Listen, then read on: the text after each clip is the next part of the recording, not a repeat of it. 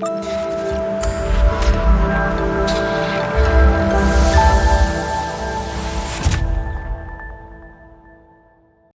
Everyone, आज की video में हम डिस्कस करेंगे कि कैसे हम प्रॉपर प्लानिंग से अपने 12 लाख तक की इनकम पर भी जीरो टैक्स पे कर सकते हैं। हमारी आईटीआर फाइलिंग की ड्यू डेट 31 जुलाई 2024 है। असेसमेंट ईयर 2024-25 के लिए हम इन्वेस्ट करके अपनी टैक्स प्लानिंग 31 मार्च 2024 तक कर सकते हैं। तो सबसे पहले हम लेते हैं हमारी ग्रोस सैलरी 12 लाख, जिसमें हमारी बेसिक सैलरी है 8 लाख और एचआरए है 4 लाख। हम इन दोनों को इंक्लूड कर ही लिखेंगे, जिस पर हमें सबसे पहले मिल जाता है स्टैंडर्ड डिडक्शन 50,000 का, एचआरए एग्जामिशन 1,60,000 का। एचआरए एग्जामिशन आप कैलकुलेट कर सकते हैं, गूगल पर काफ़ी सारे कैलकुलेटर हैं, या फिर आप इनकम टैक्स के ऑफिशियल पोर्टल पर भी आपको एचआरए कैलकुलेटर का ऑप्शन मिल जाता है, जहाँ से आप एचआरए कैलकुलेट करेंगे। आपको अपने एचआरए कैलकुलेट करने के लिए 3 चीज़ें पता होनी चाहिए। सबसे पहले आपको अपनी बेसिक सैलरी पता होनी चाहिए, सेकंड आपको एचआरए जो आपको पूरे साल मिला है, और थर्ड आपने जितना रेंट पे किया है उसको आप 12 से मल्टीप्लाई कर लेंगे। टैक्स कैलकुलेटर से हमें एचआरए टैक्स कैलकुलेटर से हमें पता चल जाता है कि हमारा कितना एचआरए एग्जाम्प्ट होगा और कितना हमारा चार्जेबल होगा। जैसे ही हम टैक्स कैलकुलेट करेंगे तो हमें पता चलता है कि हमारा एग्जाम्पशन एचआरए 1,60,000 है और चार्जेबल एचआरए 2,40,000 है। तो वापस चलते हैं हमारी सीट पर, जहाँ पर हमने लिख दिया हमारा एचआरए एग्जाम्पशन 1,60,000। फिर हमें डिडक्शन मिलती है ATCC-D2 की, जिसमें हमारे 50,000 तक की डिडक्शन मिल जाती है। ATCC-D2 में जब आपका एम्प्लॉयर आपके MPS फंड में कंट्रीब्यूट करता है, तब आपको 50,000 तक की एक लिमिट मिलती है, जिसमें अगर आप गवर्नमेंट एम्प्लॉय हैं तो आप 14,000 तक की लिमिट ले सकते हैं, और अगर आप नॉर्मल एम्प्लॉयर हैं तो आपको 10% तक की डिडक्शन मिल जाती है। इसमें मैक्सिमम लिमिट 80,000 है। उसके बाद हमारी नेट सैलरी बन जाती है 9,40,000। फिर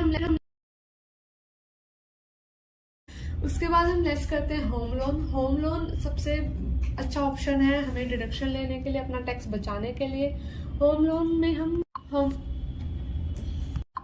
में हम मैक्सिमम 2 लाख तक की डिडक्शन ले सकते हैं। उसके बाद आता है ATC में हमें 1,50,000 तक की लिमिट मिल जाती है। इसके लिए आप कहाँ पे इन्वेस्ट कर सकते हैं? अगर आप NC, PPF या फिर सुकन्या समृद्धि योजना में अगर आपने इन्वेस्ट किया है, या फिर LIC का प्रीमियम, या फिर ट्यूशन फी अगर आपने इनमें इन्वेस्ट किया है, तो आपको यहाँ पे ATC में डिडक्शन मिल जाती है। फिर आता है हमारे पास ATCC-D1B।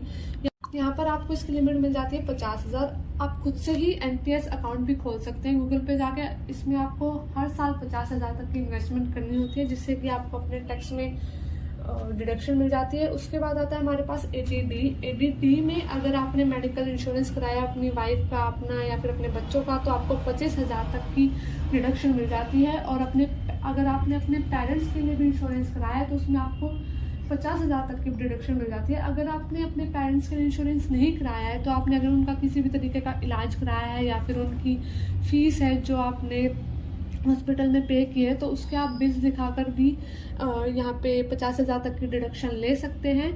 लेकिन यहाँ पे एक कंडीशन है कि आपकी जितनी भी पेमेंट होगी वो सिर्फ ऑनलाइन में ही होनी चाहिए, तभी आपको डिडक्शन मिलेगी। इन सब डिडक्शन के बाद हमारी नेट टैक्सेबल इनकम बन जाती है 4,65,000।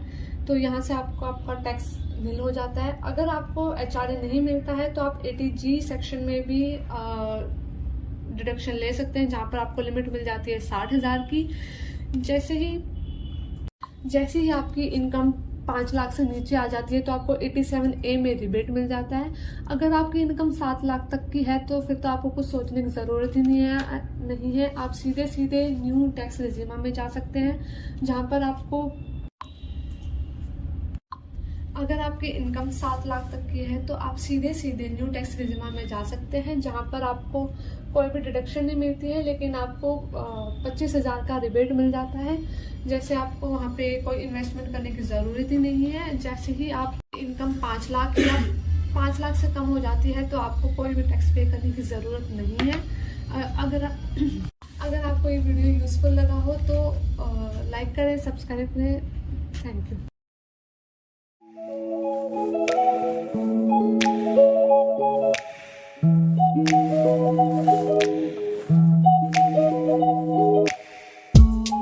Guys. Hello guys, welcome to our YouTube channel legal tax. तो जैसा कि दिसंबर शुरू हो चुका है और जीएसटी डिपार्टमेंट की तरफ से 2 नोटिफिकेशन आ चुकी है।